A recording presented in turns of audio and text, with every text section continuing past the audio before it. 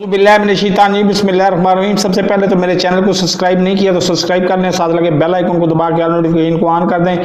और मैं इसका भी हल निकाल रहा हूँ, पॉपअप बना रहा हूँ, वो बना के जल्दी लगा दूंगा, 2-4 दिनों में लगा दूंगा, तो ये सब्सक्राइब वाला भी मसला हल हो जाएगा।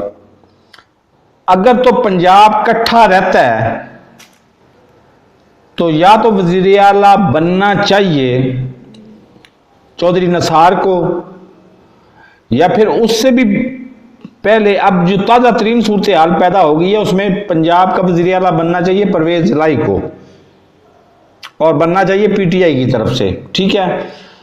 और अगर पंजाब के हर डिवीजन को सूबा बना दिया जाता है तो उसमें फिर बहुत सारे मतलब आने चाहिए, लेकिन ये हरगिज़ पहले नहीं होना चाहिए। जब संभल जाएं, इमरान खान संभल जाएं, तहरीक अदम एतमाद से फारग हो जाएं और दीगर मामलात से फारग हो जाएं तो बड़े सुकून से ये काम करें।